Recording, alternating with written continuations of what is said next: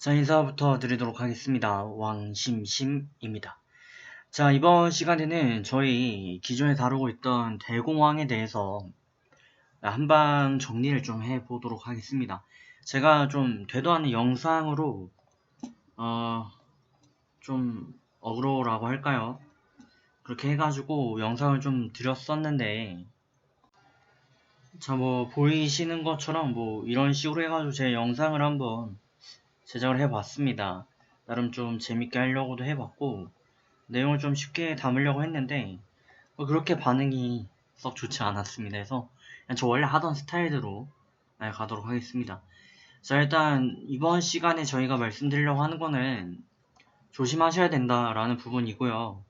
그 이유에 대해서 이제 첫 번째를 아까 보셨던 그 영상에서 말씀드린 바 있는데 그거를 함축적으로 의미를 좀 담아가지고 짧게 말씀을 좀 드리도록 하겠습니다. 자, 일단 대공황이 오고 있습니다. 오고 있고 증시가 나락으로 갈 가능성을 보이고 있습니다. 현재 증시만 해도 지금 뭐 미국 같은 경우 이제 테이퍼링을 넘어서 이제 금리 인상 논의가 시작되며 증시가 약간 밀리는 모습을 보였고 뭐 니케이 같은 경우는 지금 뭐 3% 이렇게 폭락을 하고 있는 그런 모습입니다. 자, 그러면 이게 왜 이렇게 증시에 작용이 되는가? 또 무슨 이유 때문에 버블이라고 하는가? 또 이게 왜 터지는가? 라는 부분에 대해서 또 대표적인 여러분들의 이제 반문이 있거든요. 그에 대해서도 답변을 좀 드리도록 하겠습니다. 자, 일단 뭐 전부터 돌아가서 얘기를 좀 드려보도록 하겠습니다. 자, 지금 이제 어느덧 코로나 포스트 시대에 진입한 지 1년 반 정도 되고 있습니다. 한 16개월, 뭐 18개월 그 정도 지금 들어가고 있고요. 코로나 포스트의 시작이 되면서 이제 증시가 이때 굉장히 크게 폭락했습니다. 이건 S&P 지수고요. S&P 지수인데 여기서 제가 이제 몇 가지 좀 내용을 좀 보여드릴게요. 기존에 또 담아놨던 게 있으니까 좀 보시면은 뭐 이런 게 있어요. 보시면 이제 달러 기준입니다. 달러인데 IT 버블, IT 버블 IMF 있을 때 달러가 굉장히 크게 급등을 했다가 또 보시는 것처럼 2008년 공황 때 급등을 했습니다. 하지만 최근에는 이제 급등을 하진 않았어요. 그죠? 비교적 안정화되고 있습니다. 근데 이게 왜 중요하냐? 중요합니다. 이거를 좀 보시면 더 이해가 빠른데, 자, 지금 FRED에서 이제 공개한 자료가 되겠습니다. 공개한 자료인데, 보시는 것처럼 2008년도, 리먼 브라더스, 뭐, 비롯한 모기지론, 그때 금리 인상 당시 그 직전까지를 기준으로 봤을 때 통화 공급량이 첫 번째로 8천만 정도뿐이 안 됐었습니다. 근데 이게 엄청나게 통화 공급량을 늘리기 시작했고 그게 3억에서 5억 달러까지 급등을 했고요. 최근에 이제 8억 달러까지 올라갔습니다. 근데 여기서 저희가 주목을 해야 되는 거 코로나는 예측 못할 변수였지만 앞으로의 미래는 코로나가 없어진다라는 결론은 저희가 어느 정도 예측할 수가 있습니다. 그러니까 완전히 없어진다 이건 모르겠지만 일상 속의 회복은 진행이 된다라는 거는 알 수가 있죠. 자, 그렇게 보면 재밌는 거는 경제 위기 때마다 달러는 엄청나게 급등을 했습니다. 1,400원대, 뭐 1,500원대 이렇게 급등을 했는데 지금 달러는 비교적 평안해요. 그럼 이건 무슨 말이냐? 고의적으로 좀 조절을 하고 있다 라는 뜻으로 해석이 가능합니다. 경제 위기 올 때마다 달러의 가치는 높아질 수밖에 없었습니다. 달러의 가치가 높아지는 이유는 뭐 단 한 가지. 달러는 기축통화국인 미국에서만 이제 발행이 되고요. 그 달러의 가치는 절대 떨어지지 않는다. 해서 시대가 안 좋고 뭐 힘들수록 오히려 이 가치는 부각이 됩니다. 그죠? 하지만 달러가 너무 높아졌을 경우에는 미국이나 뭐 그와 거래하는 국가들의 이제 이해관계가 충돌되는 그런 현상이 발생을 하고요. 또 반대로 달러가 너무 낮아지면 가치가 너무 절하되는 거죠. 그런 이유들이 발생을 합니다. 그렇기 때문에 지금 그럼 달러는 어떻게 돼 있어야 되느냐? 일단 코로나 포스트 진입을 하고서 단기적으로는 올랐어야 맞죠. 올랐어야 맞는데 그럼 그 후에는 어떻게 됐어야 맞을까요? 자, 보시는 것처럼 이렇게 달러가 급등하고 나면 일반적으로 밀립니다. 경제가 성장하면서 뭐 시대가 발전하면서 어느 정도의 인플레이션과 동반된 경제 성장률을 이루는 게 일반적이지만 그럼에도 불구하고 달러가 너무 급등을 했을 시 이제 경제가 안정화 국면에 들어가고 소망을 하게 되면서 달러는 폭락하기 마련입니다. 그죠? 근데 저희가 주목을 해야 되는 부분은 이때입니다. 2008년도. 예, 이때 달러가 이제 8천만 달러가 풀려 있었는데 이게 지금 8억 달러가 풀려났다는 거예요. 그러면 달러가 이제 10배가 지금 시중에 당시에 비해서 돌고 있습니다. 자, 쉽게 생각을 좀 해보겠습니다. 불이 났습니다. 불이 났어요. 불이 나서 난리가 났습니다. 불이 나니까 이 불을 진화를 해야 되죠. 그래서 물을 붓습니다. 물을 붓는데 이 물을 붓고 나면은 뭐 조금 부었을 때는 모르겠는데 많이 붓고 나면 불씨는 없어져야 정상이죠. 너무 어렵게 갈 수도 있는데요. 어쨌든 뭐 결과론적으로 말씀을 드리면 달러의 발행량을 늘린다는 거는 물입니다. 네. 물을 엄청나게 부어대는 거예요. 불난 곳에다. 그러면 이 불이 없어졌을 때는 이거를 이제 그만 뿌려야 되거든요. 왜냐면 이 물을 계속 뿌리다 보면 뭐 주변 용수지나 이런 데서 더 이상 구할 수 있는 물이 없어져 버리죠. 그죠? 그렇기 때문에 그만 뿌려야 되는데 지금 계속 뿌리고 있는 거예요. 왜냐? 이거를 불씨를 잡기 위해서 뭐 딱 정해진 용량만 부으면 딱 좋겠지만 이 불씨가 이번에 쿠팡 물류 센터도 보시듯이 다시 번질 수 있거든요. 그러니까 이걸 완전히 잡기 위해서 물을 끝도 없이 부어대는 거예요. 이게 지금 현재 통화 상태입니다. 그럼 쉽게 얘기를 해보면 제 영상에서도 다뤘던 건데 허니버터 칩이라는 게 있었습니다. 그죠?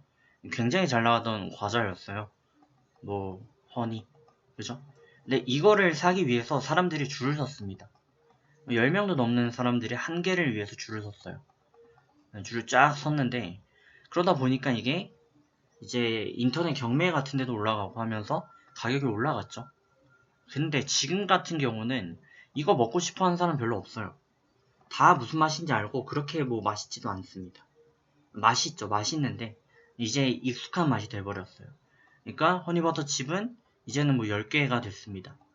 근데 이거를 찾는 사람은 한 명뿐이 없죠. 이 논리예요. 이 논리에 맞춰서 보면 그대로 적용을 해봅시다. 저희가 달러가 있습니다. 달러가 있는데 이게 1000원이었어요. 달러 1000원이었는데 이게 한 개일 때가 1000원이었는데 이거를 원하는 사람들은 잔뜩 있었죠. 근데 달러가 1000원짜리가 10개로 늘어났습니다. 달러가 10개가 돼버렸어요. 원래는 하나만 있었는데. 근데 뭐 전 세계적인 인구나 경제 성장률이나 여러가지 추이를 좀 봤을 때 결과론적으로 보면 이걸 원하던 사람들이 뭐 늘긴 늘었지만 그렇게 늘어나지는 않았어요. 그러면 이 달러는 어떤 상황이죠? 한물간 허니버터칩과 비슷하죠. 그럼 결과론적으로 얘의 가격은 떨어져야 맞습니다. 근데 보시는 것처럼 이렇게 많이 늘어났는데 달러는 떨어지지 않습니다. 고의적으로 누르고 있다는 얘기죠. 자, 일단 이거 자체가 1차 버블입니다. 네, 1차 버블, 통화량의 버블. 통화 버블. 다시 한번 정리를 하자면 달러는 많아졌는데 그거를 원하는 사람들은 사실 정해져 있어요. 숫자가 정해져 있는데 이 돈이 다 어디로 가고 있느냐? 결국에는 다 윗주머니로 가고 있는 거고 이 돈들의 흔적이 없어지고 있습니다. 그죠? 그리고 달러 이만큼 풀리면 달러 가격은 하락을 해야 되는데 하락하지도 않습니다. 그죠? 그런 상황이기 때문에 이거는 지금 이상한 상황이다. 그래서 첫 번째 버블이고요. 두 번째 버블. 자, 뭐 마지막에 말씀드린 내용이 중요할 겁니다. 자, 두 번째 버블 같은 경우는 이제 원자재의 버블이라고 할 수가 있죠. 원자재량이 급등했다라는 거, 원자재 값이 급증했다라는 부분입니다. 이게 왜 중요하냐? 인플레이션과 연결이 될 수밖에 없잖아요. 그쵸? 원자재 값이 올라간다는 거는 인플레이션으로 연결이 되고 내 월급 빼고 다 올랐다라는 말이 그대로 실현이 되는 부분입니다. 그러면 이 원자재 값은 왜 올랐는가? 간단하죠. 돈이 많이 풀리니까. 돈이 많아요. 돈이 많으니까 사람들이 이제 보복 소비도 하고 뭐 집도 사고 차도 사고 뭐 많이 삽니다. 그죠? 많이 사는데 원자재는 뭐 이렇게 뚝딱 한다고 바로 막 10배씩 만들어내고 그런 게 아니에요.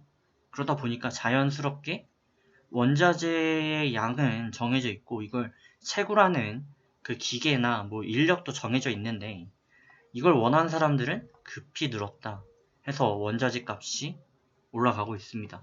경제적인 대표적인 징후 중에 하나가 이제 원자재 값이 많이 오르면 아무래도 좀 버블로 연결된다라는 그런 게 있었죠.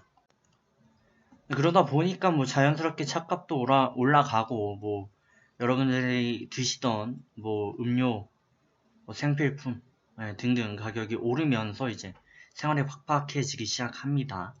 두 번째 징후. 근데 이제 이쯤 되면 솔직히 많이들 안 보실 수 있는 타이밍인데 그래도 중요한 이유가 뭐냐면 지금 뭐 통화량의 버블 뭐 이거 다 알고 있어요. 근데 이거 커버되고 있고 이게 뭐 증시 폭락까지 연결되느냐? 뭐 금리 인상? 뭐 금리 인상할 수 있지만 증시 충격 지금 주곤 있지만 이걸로 뭐 버블까지? 그죠? 그래서 원자재까지 일단 말씀을 좀 드린 거고 좀 빠르게 넘어가자면 세 번째는 이제 부채적인 측면입니다. 자, 부채적인 측면을 좀 말씀을 좀 들어볼 텐데 자, 보시면 이게 이제 부채 비율이에요. 자, 좀 확대를 해보시죠.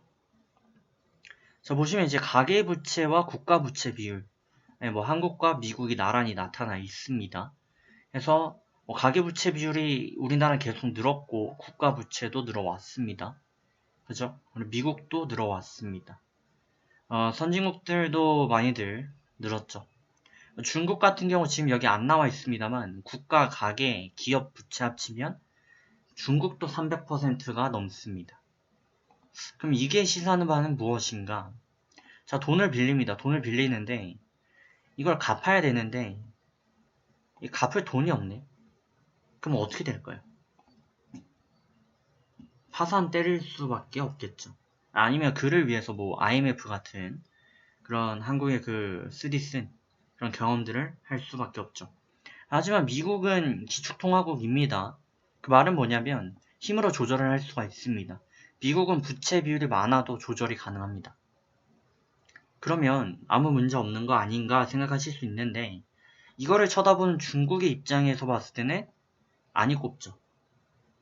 왜 미국 너네만 돈을 맘대로 풀어서 맘대로 쓰고 그거에 대한 책임은 왜 딴 나라한테 져?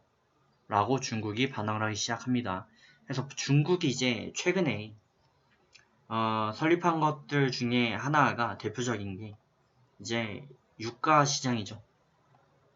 네, 배럴당 얼마 얼마 해가지고 이거를 달러로만 거래하는 게 아니라 뭐 오일 쇼크 뭐 이런 걸 통해서 이제 미국이 패권을 가져왔는데 중국도 패권을 좀 가져오겠다라는 구상이고 그거 관련해가지고 중국 내에 있는 석유는 위안화로 결제를 해라. 네. 그런 식으로 하면서 지금 슬슬 달러라는 거에서 이제 벗어나려고 노력을 하고 있습니다. 그러면 좀 복잡해요. 복잡한데 정리. 자, 첫 번째, 통화량이 너무 늘어났다. 돈이 너무 늘어났다. 그죠? 두 번째, 원자재 값이 너무 올랐다. 원자재 값이 너무 올라가지고 인플레이션 가능성이 있다. 인플레이션은 이제 물가 상승을 의미하는 거고 월급 빼고 그냥 다 오른다 라고 보시면 됩니다. 뭐 가장 대표적인 예를 들자면 이제 베네수엘라 같은 경우는 뭐 커피 한 잔 마시려면 한 100년치 연봉을 갖다가 반납을 해야 돼요. 그런 상황이기 때문에 인플레이션이 그건 이제 하이퍼 인플레이션인데 결과론적으로 뭐 그렇게까지 그런 경우도 있다 라는 거고 세 번째가 지금 말씀드린 것처럼 이제 부채 비율 빚이 많다. 빚이 많은데 미국은 이 빚을 달러라는 내가 돈을 찍어낸다라는 그 개념 하나로 딴 나라들한테 이제 좀 떠넘기고 있습니다. 근데 이거에 대해서 이제 중국이 가만히 안 있으려 그러죠. 예. 미국 너네만 살기 위해서 달러를 그렇게 풀어내면 그럼 딴 나라들은 어떻게 되냐? 라는 거고요. 근데 아이러니컬하게도 이번 코로나 포스트 시대에 들어와서 가장 수혜를 많이 본 건 중국이다.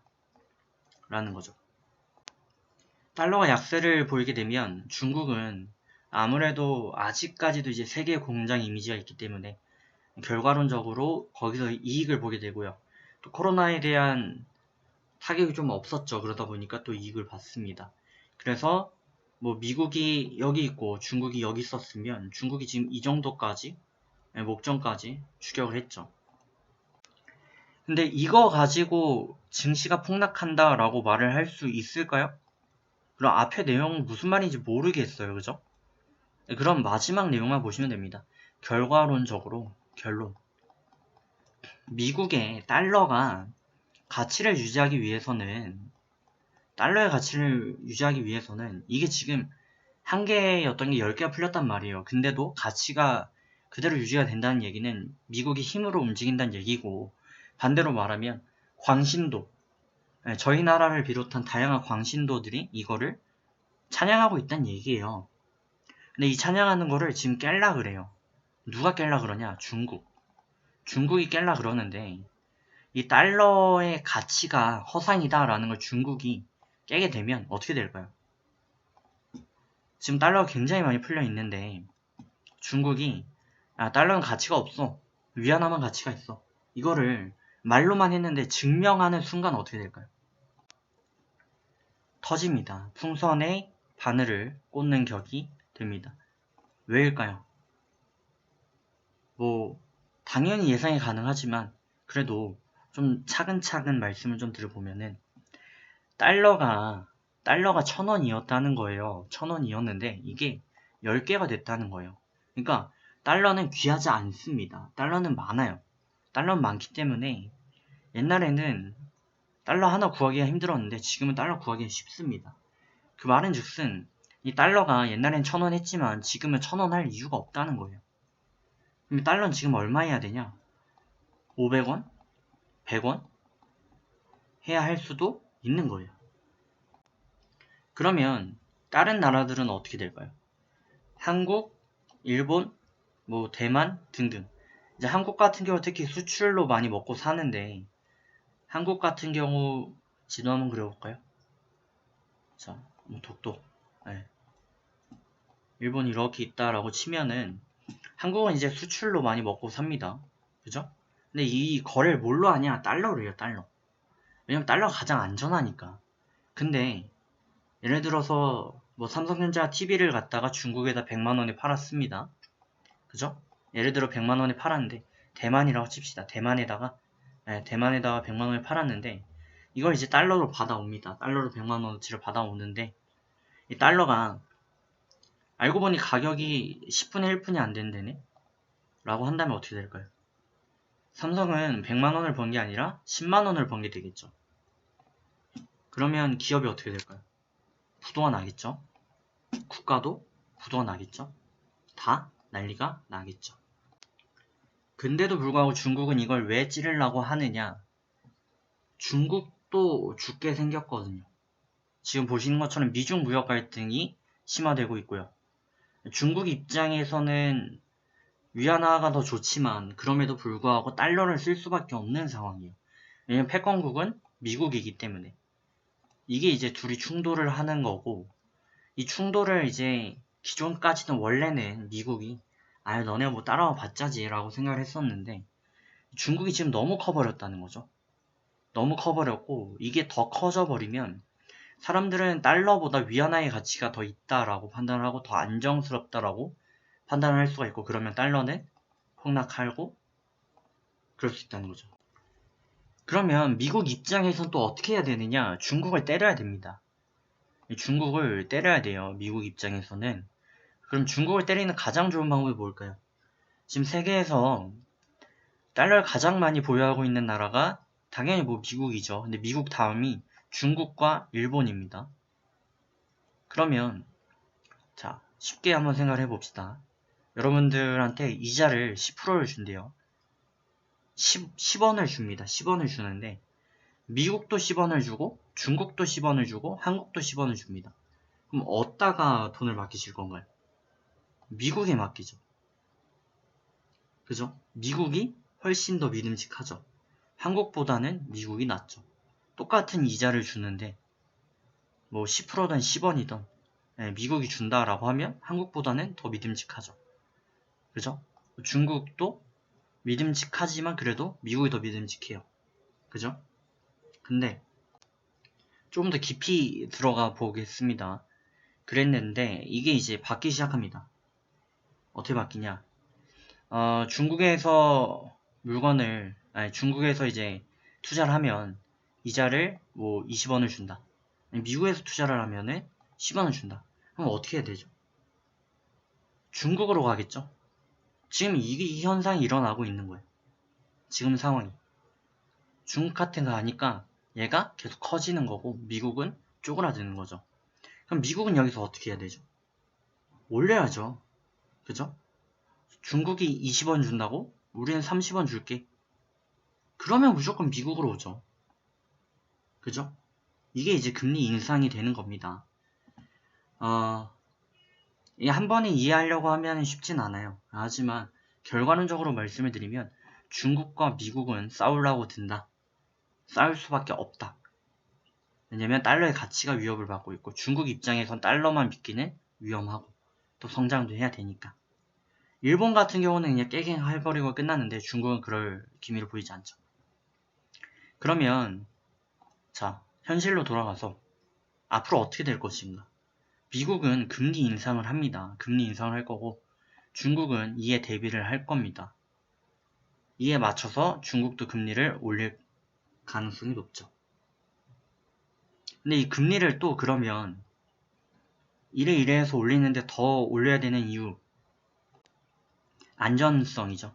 금리를 올리면 이 돈은 자연스럽게 복잡하니까 약간 생략을 하겠습니다만 자연스럽게 이렇게 생각하시면 돼요. 금리가 풀리니까 금리가 하락하니까 돈이 시중에 많이 풀렸잖아요. 반대로 금리가 오르면 돈이 은행으로 다시 돌아갑니다. 네, 그런 현상이 있어요. 그러니까 중국과 미국이 싸우고자 하는 의도도 있지만 미국 입장에서 달러가 지금 10배나 풀려 있으니까 불안한 거예요. 달러의 가치가 버블이라는 걸 지들도 아니까 불안합니다. 그러다 보니까 달러 이렇게 많이 풀려 있으니까 불안한 거죠. 이때 가격과 이때 가격이 똑같으니까. 그래서 이거를 줄이려고 하는 겁니다. 줄이려고 하는데 여기서 이제 대표적인 반문이 나옵니다. 뭐냐? 미국이 점진적인 금리 인상을 하면 되는 거 아닌가요? 라는 반문이 나옵니다. 그러니까 무슨 말이냐? 미국이 금리 인상을 하는데 이거를 천천히 올리면 되지 않느냐 라는 거예요. 충격이 느껴지지 않게. 예를 들어서 여러분들이 선택을 하실 수가 있어요. 몽둥이로 한 대를 맞을 것인가? 아니면 플라스틱 빨대 가지고 100대를 맞을 것인가? 합치면 강도는 똑같을 수 있거든요. 근데 한 번에 짧고 굵게 맞을 것인가 아니면 길게 천천히 맞을 것인가. 지금 뭐 코로나도 비슷한 경우죠. 코로나도 저희가 마스크를 쓰면서 천천히 길게 가고 있죠. 지금 이 기로에 있는데 천천히 가자라는 주장이에요. 근데 이게 안 됩니다. 왜 안 되냐? 중국이 이렇게 크고 있단 말이에요. 중국이 이렇게 크는데 미국은 앞으로 이렇게 가자고? 그럼 따라잡힐 텐데? 그죠? 따라잡힙니다. 따라잡히기 때문에 미국 입장에서 천천히 금리 인상을 할 수가 없습니다. 그래도 뭐 이것저것 뭐 반문 많이 나옵니다. 근데 결과론적으로 말씀을 드리면 미국이 금리 인상을 하면 욕을 대지게 먹습니다. 왜냐면 다른 나라들은 후진국들은 경제 회복도 안 됐습니다. 지금 경제 회복은커녕 미국에서 풀었던 그 달러가 도착도 안 했어요. 아직도 가고 있는 중이에요. 근데 이걸 딱 막아버려. 그럼 얘는 어떻게 되죠? 망해요. 망하기 때문에 금리를 올리는 거에 대해서 굉장히 부정적일 수밖에 없습니다. 근데 그럼에도 불구하고 금리를 왜 빨리 올릴 수밖에 없는가? 중국이 따라온다니까요. 중국이 따라와서 위안화가 달러를 먹어버리면 미국 입장에서 달러의 가치는 소용이 없습니다. 그때부터는. 그럼 달러를 주 거래로 쓰고 있는 한국이나 뭐 다양한 후진국들 전부 다 망하게 되는 거죠. 패닉이 옵니다. 패닉이 오는데 미국 입장에서도 패닉이 와요. 그럼 미국이 가장 안 아프려면 중국과의 격차를 벌려줘야 돼요. 중국이 이렇게 성장하면 미국도 이렇게 올라가야 돼요.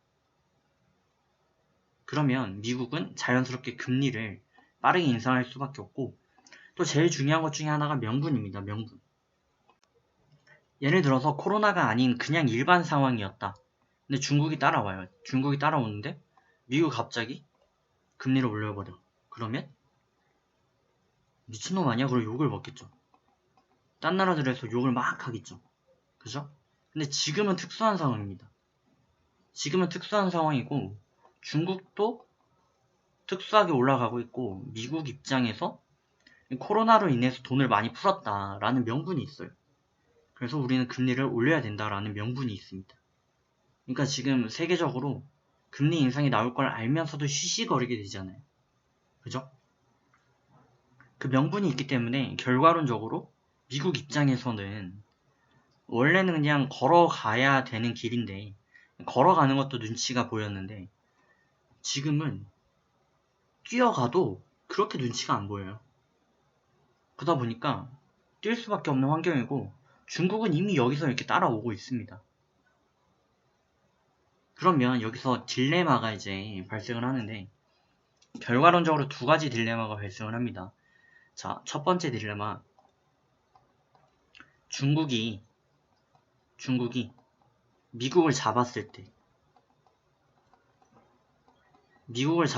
때 이때는 달러의 가치가 파괴된다 라는 게 첫 번째고요. 두 번째는 정반대. 미국이 금리를 올렸을 때 중국이 파괴된다.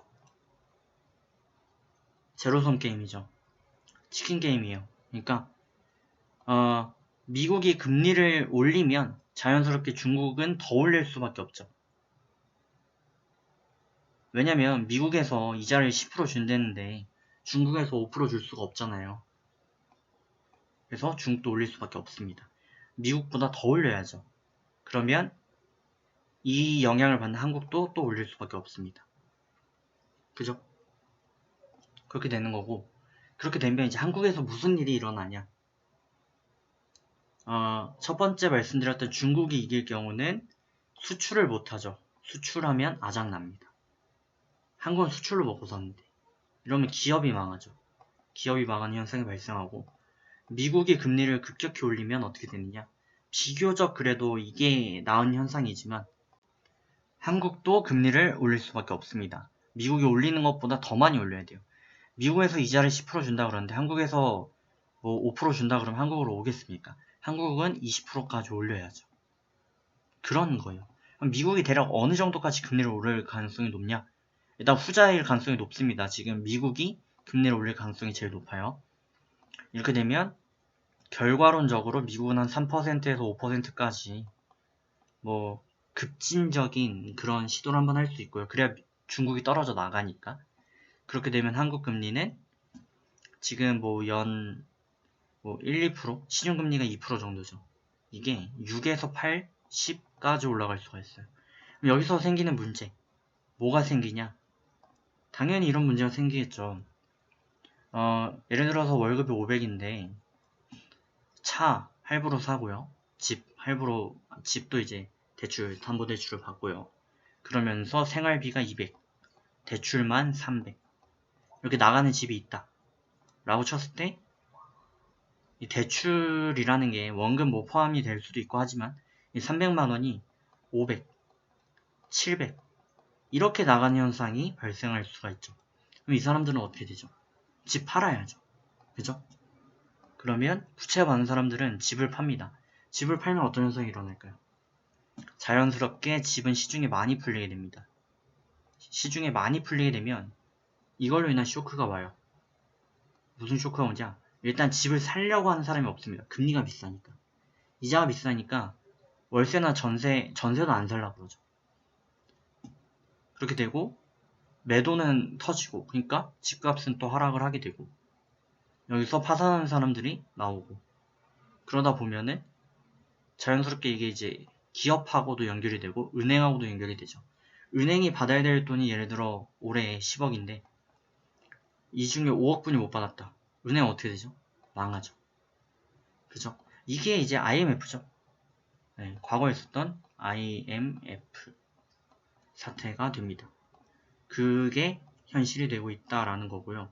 그래서 앞으로 대통령과 이주열 한국 총재 같은 경우도 금리를 선제적으로 올리겠다라는 것도 그런 측면에서 기한된 겁니다.